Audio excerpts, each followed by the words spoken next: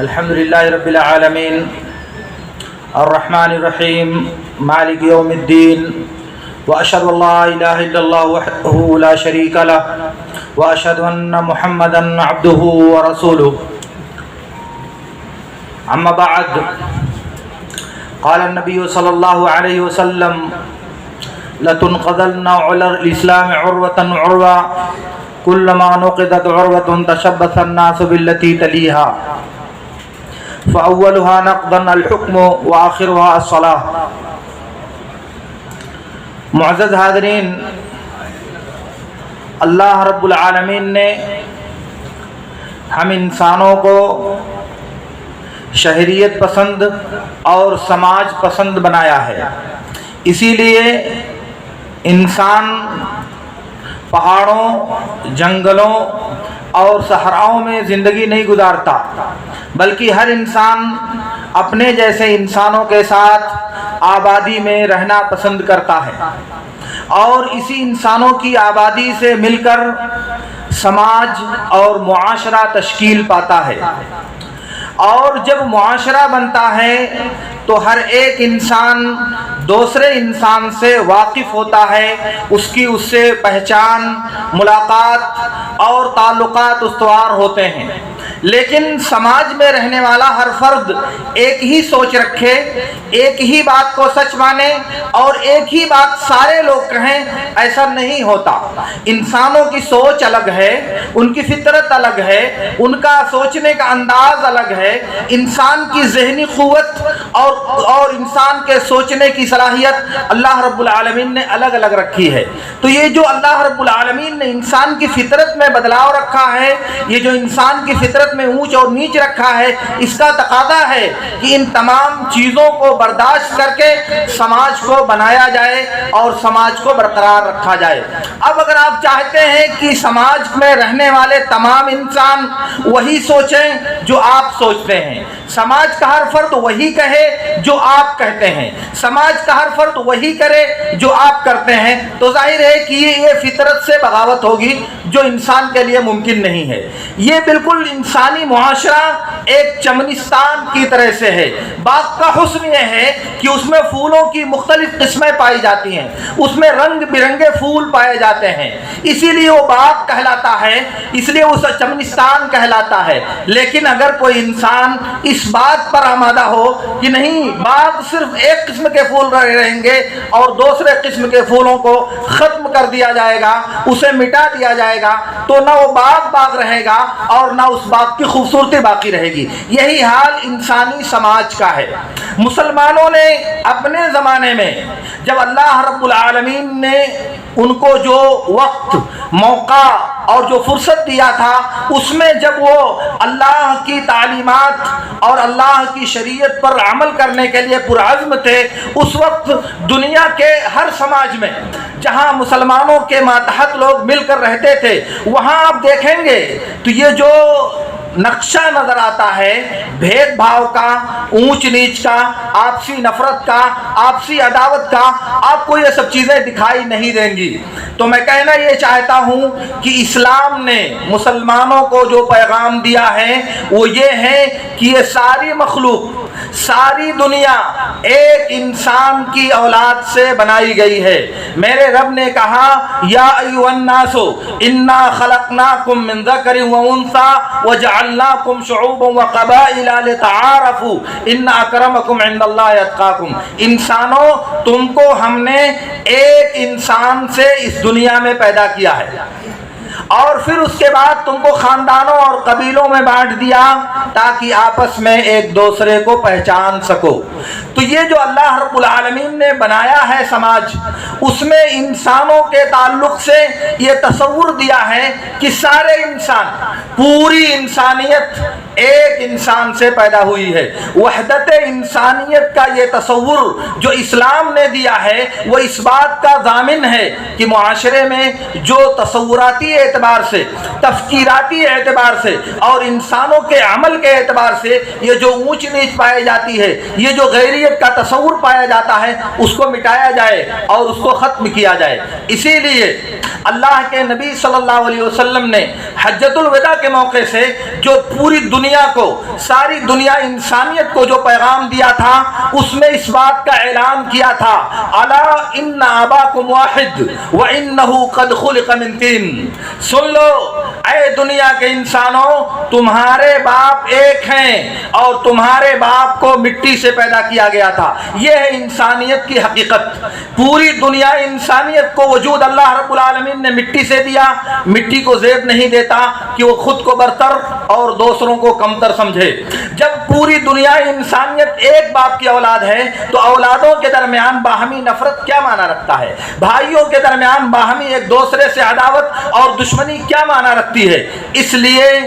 اس بات کو اسلام کے نقطۂ نظر سے سمجھنے کے بعد سمجھنا چاہیے کہ یہ جو افواہوں کا بازار ہے، یہ جو میڈیا کے ذریعہ غلط خبریں اسلام اور مسلمانوں کے تعلق سے نشر کی جاتی ہیں، جو برادران وطن کے ذہنوں میں نفرت اور تعصب کو بڑھاوا دیتی ہیں، ان کا ازالہ کرنے کی ضرورت ہے۔ ایسا نہیں ہے کہ مسلمانوں کو اسلام نے دہشت کی تعلیم دیا ہے، مسلمانوں کو اسلام نے آپس میں خوریزی کرنے کی تعلیم دیا ہے۔ ایسا نہیں ہے کہ اسلام نے مسلمانوں کو پڑوسیوں سے نفرت کرنے کی تعلیم دیا ہے۔ ایسا نہیں ہے کہ اسلام نے مسلمانوں کے علاوہ دوسرے دین والوں کو دنیا سے مٹا دینے کا حکم دیا ہے۔ ایسی کوئی بات نہیں ہے، ورنہ اللہ کے نبی صلی اللہ علیہ وسلم نے مدینہ منورہ میں جو پہلی اسلامی ریاست قائم کیا تھا، اس میں سب سے پہلے جو دستور اور معاہدہ مرتب کیا تھا میرے نبی صلی اللہ علیہ وسلم نے، اس میں دوسری قوموں کے ساتھ سمجھوتا کیا گیا تھا، ان کو معاشرتی حق دیا گیا تھا،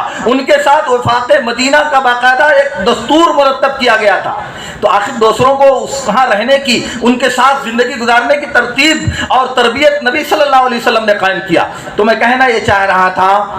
کہ دوری دنیا کے انسان ایک آدمی کی نسل سے، ایک باپ کی اولاد سے اللہ رب العالمین نے برپا کیا ہے۔ اس لیے انسانیت کی اس وحدت کا مطلب یہ ہے کہ یہ سارے دنیا میں رہنے والے کسی بھی دھرم سے متعلق ہوں، کسی بھی مذہب کو ماننے والے ہوں، وہ ایک ہی باپ کی اولاد ہیں۔ تو جب ایک باپ کی اولاد ہیں تو گویا کہ سارے انسان آپس میں بھائی ہیں، اور بھائیوں کا آپس میں اس طرح سے عناد، دشمنی، ٹکراؤ اور ایک دوسرے کو گوارا نہ کرنے کی صورت، یہ چیزیں مناسب نہیں، ایسی چیزیں مناسب نہیں ہیں۔ انسانوں کو اس بارے میں سمجھنا چاہیے، اور یہ بات خصوصیت کے ساتھ نوٹ کی جانی چاہیے کہ عام طور سے انسان جب تک اپنی فطرت پر باقی رہتا ہے، عام طور سے انسان جب تک اپنے نیچر پر قائم رہتا ہے، تب تک وہ کسی سے دشمنی نہیں کرتا، تب تک وہ کسی سے نفرت نہیں کرتا۔ نفرت کرنے کے لیے کچھ لوگ آتے ہیں جو اپنا الو سیدھا کرنے کے لیے، اپنا مفاد حاصل کرنے کے لیے عوام کے ذہنوں میں زہر گھول کر ان کو نفرت پر آمادہ کرتے ہیں، اور یہی وجہ ہے کہ انسان فطرت کے اعتبار سے نفرت پسند نہیں ہے۔ اور جہاں جہاں آپ ہندوستان کے کونے کونے میں ایسے واقعات دیکھتے ہیں، سماجی اعتبار سے یکجہتی اور یگانگت کا جو مظاہرہ دیکھتے ہیں، ایک دوسرے کو ایک دوسرے کے غم میں شریک اور پریشانی میں آپ شامل حال دیکھتے ہیں، اس کی وجہ یہی ہے کہ انسان طبعی اعتبار سے نفرت لے کر کے پیدا نہیں ہوتا۔ یہ نفرتیں کچھ لوگ اپنے مطلب کے لیے سماج میں برپا کرنے کی کوشش کرتے ہیں۔ اس کو سمجھنا چاہیے ہم انسانوں کو، معاشرے کے انسانوں کو اس بات پر قدغن لگانے کی کوشش کرنی چاہیے، اس کا ادراک کرنا چاہیے، اس کی تہ میں جا کر اس کی کھوج لگا کر اسے نکارنے کی کوشش کرنی چاہیے۔ کیوں؟ آخر ایک ساتھ رہتے ہیں، دیوار صرف فاصلہ ہے، گھر متصل ہے، سب کچھ ساتھ میں، رہنا، کھانا، پینا، سونا سب ساتھ میں، لیکن ایک خاص وقت میں نفرت کا ماحول پیدا کرنے کا کیا مطلب ہے؟ ایک خاص وقت میں آپسی عناد اور دشمنی پیدا کرنے کا کیا مطلب ہے؟ ظاہر ہے کہ اس بات کو سوچنا چاہیے، اس بات پر غور کرنا چاہیے، اور آپ سمجھ لیں کہ اگر آپ اس بات کی تہ میں جا کر اس کی حقیقت کا ادراک کرنا چاہیں تو پہلے نمبر پر غلطی ہماری ہے۔ ہم مسلم سماج کے انسانوں نے پہلے نمبر پر غلطی کیا ہے، جس کا خمیازہ آج ہم بھگتنا چاہ رہے ہیں۔ وہ غلطی کیا ہے؟ غلطی یہ ہے کہ اللہ رب العالمین نے ہماری جو ڈیوٹی دیا ہے وہ اعلان کیا ہے، کنتم خیر امۃ اخرجت للناس تأمرون بالمعروف وتنہون عن المنکر۔ ہم سب سے بہتر امت بنا کر اس دنیا میں برپا کیے گئے تھے۔ اس دنیا میں سب سے بہتر उम्मत बनाकर अल्लाह रब्बुल आलमीन ने हमको भेजा था। हमारी जिम्मेदारी थी कि हम अपने बरादरान वतन के साथ, अपने पड़ोसियों के साथ इस जिम्मेदारी को अदा करते, उनको समझाते, उनसे राब्ता रखते और फिर उनको अल्लाह के दीन की हकीकत बताते और फिर उसके बाद आपसी तालमेल से, बाहमी समझौते से, बाहमी मेल मिलाप से ये दुश्मनियाँ, ये दूरियां खत्म होती। ये बात पहले नंबर पर हमने कमी किया, अपनी जिम्मेदारी छोड़कर, और उसकी सजा आज जब हमें मिलने लगी है तो आज हम चीख रहे हैं, आज हम हंगामा कर रहे हैं। इस बात को समझना चाहिए सच्चे दिल के साथ और याद रखना चाहिए, मेरे नबी सल्लल्लाहु अलैहि वसल्लम ने कहा, सुनन तिर्मिज़ी में बसनद सही साबित है, मख्तलज इरकुन वला ऐनुन इल्ला बिज़म्बिन वमा याफुल्लाहु अन्हु अक्सर। कहा जब भी कोई आंख और कोई रग फड़कती है, जब भी कोई रग फड़फड़ाती है तो किसी गुनाह की वजह से होता है, किसी मासियत की वजह से इंसान को परेशानी लायक होती है और अल्लाह ताला बहुत से गुनाहों को माफ कर देता है, बहुत सी गुनाहों को अल्लाह रब्बुल आलमीन दरगुजर कर देता है। तो अगर आज हमारे साथ परेशानी का मामला है, अगर आज हम मुफलिसी और जिल्लत से दो चार किए जा रहे हैं, अगर आज हमें देश निकाला देने के लिए साजिशें की जा रही हैं, आज अगर हमारे हुकूक पर डाका डालने के लिए बाकायदा कवानीन मुरतब किए जा रहे हैं, तो ये बात समझना चाहिए कि कमी कहाँ हुई। अल्लाह रब्बुल आलमीन ने तो हमें अपना चहेता बनाकर इस दुनिया में भेजा था, आज हम इस सज़ा के मुस्तहिक क्यों करार पा रहे हैं, इसका भी एक बार जायज़ा लेना चाहिए हमें। सिर्फ ये कहना काफ़ी नहीं है कि दुश्मनों ने साजिशें कर दिया, इन्होंने साजिशें किया, इन्होंने हमारे खिलाफ चालें चली, ये काफ़ी नहीं है। ये आप देखिए अपने अंदर झांक कर कि हमने क्या किया, हमारा अपना किरदार क्या है, क्योंकि अल्लाह ताला का उसूल ये है, वमा असाबकुम मिन मुसीबतिन फबिमा कसबत अयदीकुम। जो मुसीबत हम इंसानों को लाहिक होती है, जो दुश्वारियां हम इंसानों पर मुसल्लत की जाती हैं, वो हमारे अपने करतूत का नतीजा होता है। इसलिए ये पहलू हमारी नज़रों से ओझल नहीं होना चाहिए और याद रहना चाहिए। सुनन नबी दाऊद और मुस्नद अहमद की रिवायत में है, नबी सल्लल्लाहु अलैहि वसल्लम ने इरशाद फरमाया, इज़ा अख़ज़्तुम अज़नाबल बक़रे व रज़ीतुम बिज़्ज़र'i व तरक्तुमुल जिहाद सल्लल्लाहु अलैकुम दुल्लन ला यंज़िहु हत्ता तरजि'u इला दीनिकुम। जब तुम दीन, ये पूरी हदीस का लंबा तर्जुमा होगा, जब तुम दीन के अहकाम से बेजार हो जाओगे, दीन से किनारा कशी अख्तियार कर लोगे और दुनिया में मस्तो मगन हो जाओगे, तो अल्लाह ताला तुम्हारे ऊपर जिल्लत मुसल्लत कर देगा। अल्लाह रब्बुल आलमीन तुम्हारे ऊपर जिल्लत का कूड़ा बरसा देगा और उस वक्त तक दूर नहीं करेगा जब तक तुम दीन की तरफ वापस नहीं आ जाते, जब तक तुम दीन की तरफ पलट नहीं जाते, तब तक अल्लाह ताला तुम्हारी जिल्लत दूर नहीं करेगा। गोया कि अल्लाह के निज़ाम कायनात के एतबार से, इस कायनात का जो निज़ाम और कानून अल्लाह ने मरतब किया है, उसके एतबार से हम मुसलमान जब तबाही के शिकार होते हैं तो उसको टालने वाला अल्लाह रब्बुल आलमीन है, उसको ख़त्म करने वाला अल्लाह रब्बुल आलमीन है। तो जब उसके दीन की तरफ पलटेंगे, उसकी शरीयत की तरफ वापस होंगे, अपनी नमाज सही करेंगे, अपने रोज़े सही करेंगे, अपने अकायद सही करेंगे, अपनी ईमानियात सही करेंगे, अपने अखलाक सही करेंगे, अपने मुआमलात सही करेंगे, और उसी में ये बात आएगी कि पड़ोसियों का हक क्या होता है, मुआशरे में ज़िंदगी गुजारने वाले दूसरे साथियों के हुकूक क्या होते हैं, ज़िंदगी गुजारने का जो नेचुरल और शरई तरीक़ा है वो क्या होता है, उसमें ये सब चीज़ें मिलेंगी। और जब हम उसको बरतने के लिए अपने आप को तैयार करेंगे तो अल्लाह रब्बुल आलमीन अपने वादे के मुताबिक हमें इज़्ज़त से दो चार करेगा। इसलिए मेरे दोस्तों, ये जो मुआशरती अबतरी और ये जो समाजी परेशानियां हमारे साथ लाहिक हैं, इधर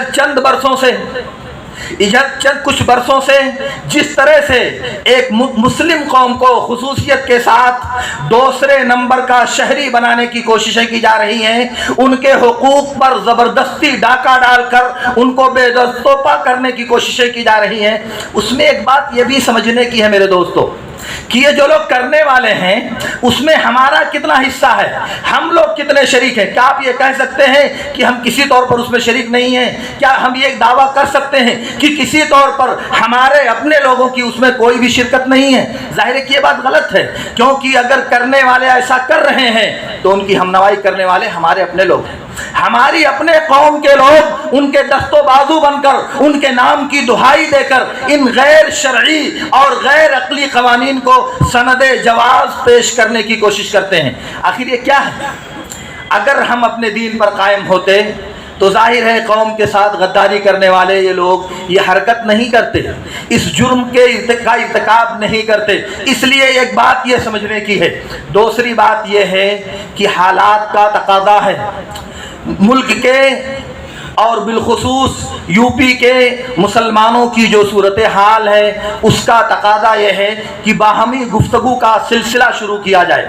آپس میں ڈائیلاگ کرنے کا، ایک دوسرے کو سمجھنے کا یہ سلسلہ قائم ہونا چاہیے۔ اور جب تک آپ یہ دوسرے سے بات کرنے کا سلسلہ نہیں شروع کریں گے تب تک آپ کی حقیقت کسی کو معلوم نہیں ہوگی، تب تک آپ کی سچائی لوگوں کو پتہ نہیں ہوگی، آپ کے دین کی سادگی کے بارے میں، آپ کی شریعت کے کمال کے بارے میں، آپ کے دین کی ساری انسانیت کا خیر خواہ ہونے کے بارے میں لوگوں کو معلوم نہیں ہوگا، اور جب تک معلوم نہیں ہوگا تب تک وہ آپ کی ہمنوائی نہیں کر سکتے۔ اس لیے دنیا کو یہ بتانے کی ضرورت ہے۔ آپ کہیں گے کیوں بتانے کی ضرورت ہے؟ اس لیے کہ میڈیا، ذرائع ابلاغ اور دنیا کے تمام میڈیا مشن میں آپ کی شبیہ کو، آپ کی شکل کو خراب کر کے پیش کیا جاتا ہے۔ بعض جگہوں پر جو ناجائز اور ظالمانہ حادثات ہوتے ہیں، بم بلاسٹ کے، خودکشی کے، استشہادی کارناموں کے اور جہاد کے نام پر جو گنڈا گردی کی جاتی ہے، ان واقعات کو لے کر مسلمانوں کی طرف منسوب کیا جاتا ہے۔ مسلمان چلاتا ہے کہ نہیں ہمارا اس سے تعلق نہیں، ہم لوگ اس کے مجرم نہیں ہیں، لیکن میڈیا ہے کہ وہ اپنی راہ گلاپتا ہے۔ دنیا کے کسی بھی کونے میں کوئی انسانیت کچھ واقعہ ہوتا ہے، انسانیت سوز کوئی حادثہ ہوتا ہے، دنیا کے کسی بھی کونے میں کہیں بھی کوئی دہشت گردانہ حرکت کی جاتی ہے تو میڈیا کی انگلیاں پہلے مسلمانوں کی طرف اٹھتی ہیں، کیونکہ ان کا ایک سوچا سمجھا ایجنڈا ہے، ان کا ایک سوچا سمجھا ایک پروپیگنڈا ہے اور اس کے علاوہ کچھ نہیں۔ تو یہ بات دنیا کو باور کرانے کی ہماری ذمہ داری ہے کہ ہمارا دین، ہماری شریعت اس کو جائز نہیں کہتی، ہمارے دین میں ان غلط حرکتوں کی کوئی گنجائش نہیں ہے۔ ہمارا انسان یہ کہتا ہے کہ جس نے ایک انسان کو ناحق طور پر قتل کیا اس نے پوری انسانیت کو قتل کر دیا۔ من قتل نفسا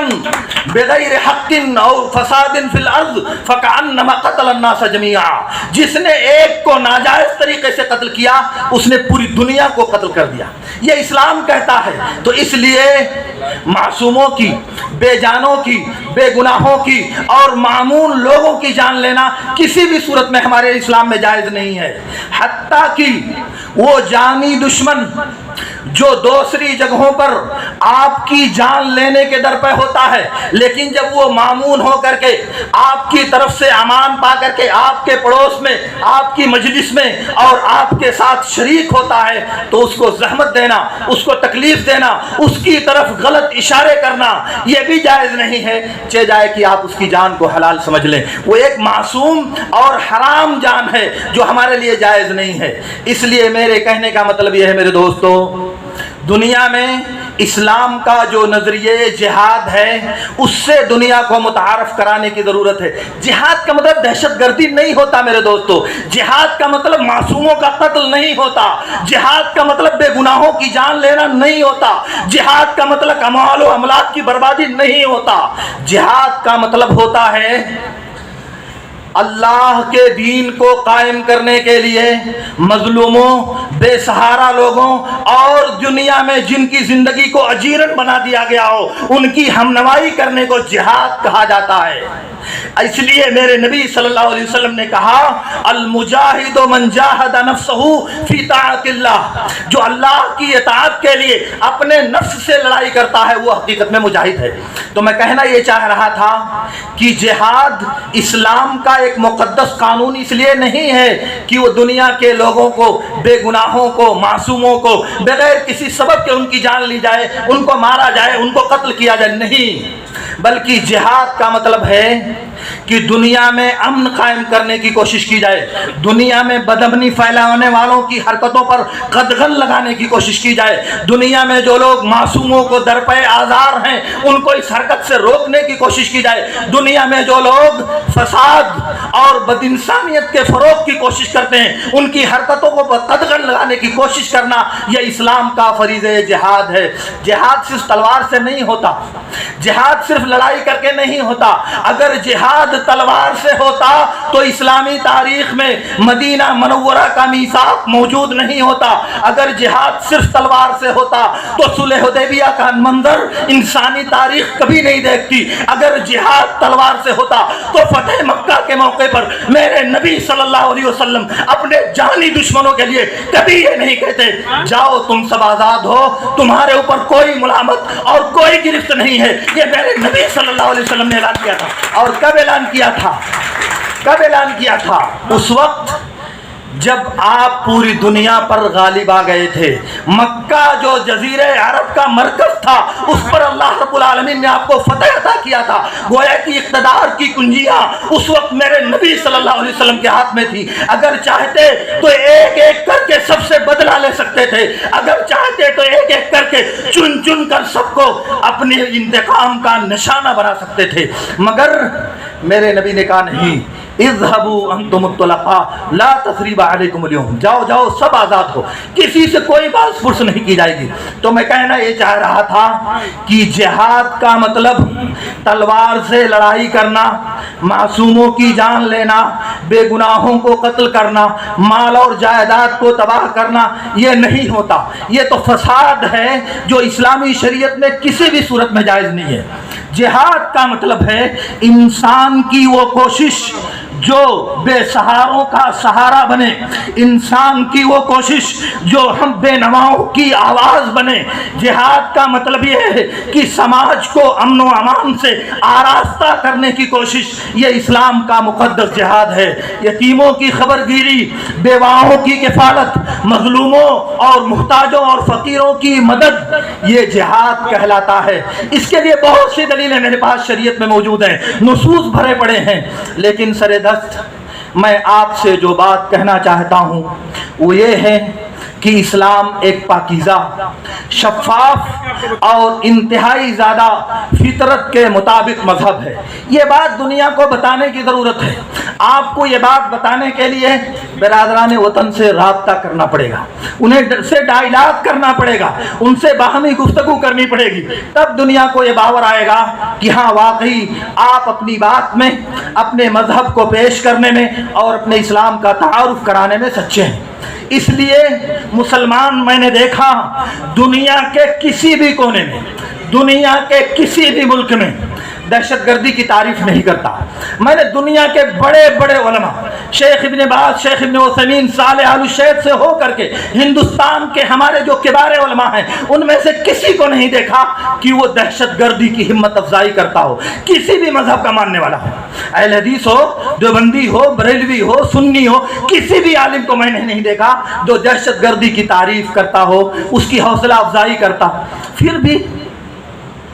کیوں مسلمانوں کو متہم کیا جاتا ہے؟ کبھی کوئی کہتا ہے کہ جتنے دہشت گرد ہیں سب مسلمان ہوتے ہیں, کوئی کہتا ہے کہ سارے مسلمان دہشت گرد نہیں ہوتے, لیکن جو بھی دہشت گردی ہوتی ہے وہ سب مسلمان ہی کرتے ہیں. یہ ساری چیزیں کیوں کہی جاتی ہیں؟ اس میں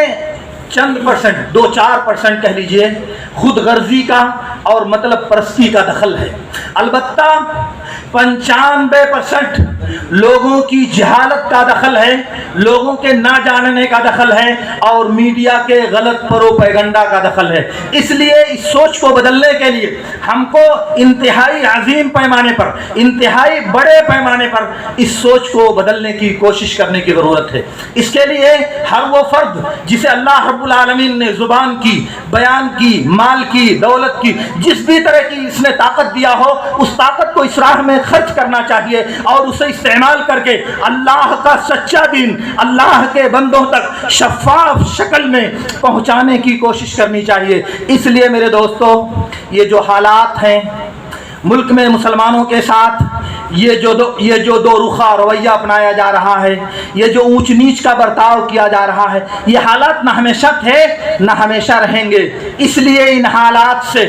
میری آخری بات یہی ہے، ان حالات سے مسلمانوں کو گھبرانے کی ضرورت نہیں ہے، مسلمانوں کو بددل ہونے کی ضرورت نہیں ہے، مسلمانوں کو مایوس ہونے کی ضرورت نہیں ہے، بلکہ تاریخ سے سبق لیتے ہوئے خود کو استقامت کے ساتھ دین پر قائم رکھنے کی ضرورت ہے، اللہ کی شریعت پر عمل کرنے کا عزم لے کر اپنے آپ کو زندہ رکھنے کی ضرورت ہے۔ ورنہ ابو بکر صدیق رضی اللہ تعالیٰ عنہ جب خلیفہ بنائے گئے اور مرتدین اور مانعین زکوٰۃ کا مسئلہ پیدا ہوا تو ایسا لگ رہا تھا کہ اب اسلام کو دنیا سے مٹا دیا جائے گا، کیونکہ مسلمانوں کی تعداد جزیرہ عرب میں محصور تھی اور آدھا سے زیادہ جزیرہ عرب بددین ہو کر کے خلیفہ وقت کے خلاف بغاوت پر آمادہ ہے۔ حالات بہت ابتر تھے، اس کا نقشہ مگر آپ کے سامنے کھینچوں تو بات میری لمبی ہوگی، لیکن اس وقت مسلمان بہت پریشانی کے شکار تھے۔ اور پھر اس کے بعد میں جب مدعیان نبوت کا سلسلہ ہوا، مسیلمہ کذاب کے بعد دوسرے لوگ نبوت کا دعویٰ لے کر کے اٹھے، تب بھی مسلم سماج میں ایک عجیب ارتعاش پیدا ہوا، ایک عجیب پریشانی کی کیفیت پیدا ہوئی۔ اور پھر اس کے تقریباً 600 سال کے بعد جب تاتاریوں نے عالم اسلام پر حملہ کیا تو اس وقت پورے عالم اسلام میں مایوسی کے گہرے بادل چھائے ہوئے تھے، اور اس وقت کہا جا رہا تھا کہ تاتاری دنیا میں ناقابل شکست ہیں، کوئی ان کو شکست نہیں دے سکتا۔ گویا کہ عالم اسلام ذہنی طور پر، فکری طور پر اپنی شکست تسلیم کر چکا تھا، اور ایسا لگ رہا تھا کہ یہ تاتاری دنیا سے اسلام اور مسلمانوں کو ختم کر دیں گے۔ اور دور کیوں جاتے ہیں، 1947 کی بات آپ دیکھیے، 1947 میں جو حالات پیش آئے، اس کے بعد مسلمانوں کی جو صورتحال تھی، ان کی جو بے بسی، عاجزی اور درمادگی تھی، اس کو بھی دیکھیے۔ میرے کہنے کا مطلب یہ ہے کہ اللہ نے خود اسلام کی فطرت میں لچک دی ہے، اللہ نے اسلام کی فطرت میں لچک دی ہے، یہ اتنا ہی ابھرے گا جتنا کہ دباؤ گے۔ اس لیے اسلام